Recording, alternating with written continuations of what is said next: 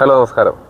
അപ്പോൾ ഈ തലയുയർത്തി പിടിച്ച് നിൽക്കുന്ന തൈകളെല്ലാം നമ്മുടെ തൈകളാണ്. അപ്പോൾ അതിൻ്റെ വളർച്ച എങ്ങനെയുണ്ടെന്നും അതിൻ്റെ കൂടുതൽ ഡീറ്റെയിൽസൊക്കെ ഒന്ന് നോക്കാൻ വേണ്ടി നമ്മളൊരു ദിവസം ഞായറാഴ്ച ഒരു ദിവസം നോക്കി ഇറങ്ങിയേക്കണതാണ്. നമുക്ക് കൂടുതൽ ഡീറ്റെയിൽസായിട്ട് നമുക്ക് കാര്യങ്ങൾ കാണാം. നമ്മുടെ നമ്മൾ കൊടുത്ത തൈകളെല്ലാം നല്ല സെറ്റപ്പായിട്ട് കയറി വന്നിട്ടുണ്ട്. എല്ലാം അടിപൊളി. ഇങ്ങനെ വലുതായി നിൽക്കുന്നത് കാണുമ്പോൾ തന്നെ മനസ്സിന് ആനന്ദമാണ്. എല്ലാം നന്നായിട്ട് കയറി വന്നിട്ടുണ്ട്.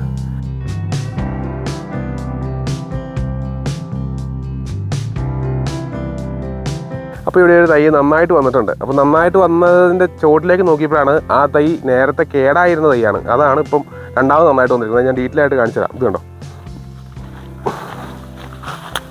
നമ്മുടെ ഈ തോട്ടത്തിലെ തൈകളെല്ലാം തന്നെ ഒരു 5 മാസം കൊണ്ട് 7 അടി 6 അടി 7 അടി പൊക്കത്തിലേക്ക് ആയിട്ടുണ്ട്. ഇവർ തൈ കെയർ ചെയ്യുന്നതിൻ്റെ തന്നെയാണ് ഇത്രയും നന്നായിട്ട് ഈ തൈ വരാൻ കാരണം. ഇത് ഇപ്പോൾ ഈ തൈ നോക്കിയാൽ അറിയാം, ഇത് കൂമ്പ് ചീഞ്ഞു പോയ തൈയാണ്. അതായത് മഴ കൂടുതലും കൊണ്ട് കൂമ്പ് ചീച്ചില് ഇല കീച്ചില് എന്നൊക്കെ പറയും.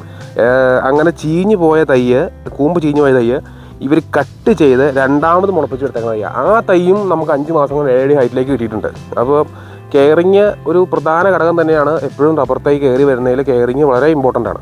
ഇവിടെ ഈ തൈയൊക്കെ ഇങ്ങനെ കയറി വന്നിരിക്കുന്നതിന് പ്രധാന കാരണം ചോലയില്ല.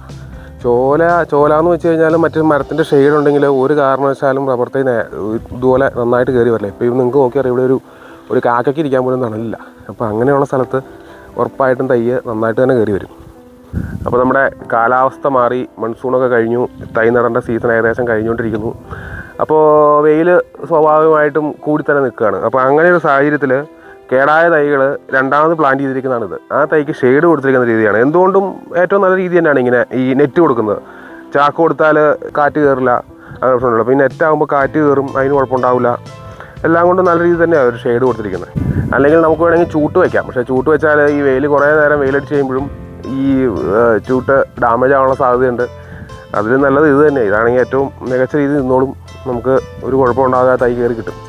ഈ തൈ ഇങ്ങനെ പോകാൻ കാരണം എന്താണെന്ന് വെച്ചാൽ ചിലപ്പം ഈ പൈനാപ്പിൾ വെച്ചൊക്കെ ഉള്ളൂ. അപ്പോൾ ഈ പണിക്കാരൻ അങ്ങോട്ട് നടക്കുമ്പോൾ ചിലപ്പോൾ തട്ടി ഒടിഞ്ഞ് പോകണമാകാം, അല്ലെങ്കിൽ കാലാവസ്ഥയുടെ വ്യത്യാസം കൊണ്ട് വെയിൽ കൂടുതലടിച്ച് ഉണക്കമായിട്ട് പോകണമാവാം, അല്ലെങ്കിൽ അങ്ങനെ പല കാരണങ്ങളുണ്ട് ഓരോ തൈ പോകാൻ. ചിലത് നമുക്ക് കയറ്റിക്കൊണ്ട് വരാം, ചിലത് മാറി വയ്ക്കാം. അങ്ങനെയാണ് അതിൻ്റെ പരിപാടികൾ. അപ്പോൾ ഇവരൊക്കെ ഇങ്ങനെ വളർന്നു നിൽക്കുന്നത് കാണുമ്പോൾ മനസ്സിനൊരു സന്തോഷം. അപ്പോൾ സന്തോഷമുള്ള പുതിയ വീഡിയോകളായിട്ടും പുതിയ കാര്യങ്ങളായിട്ടും നമുക്ക് വീണ്ടും കാണാം. Thank you.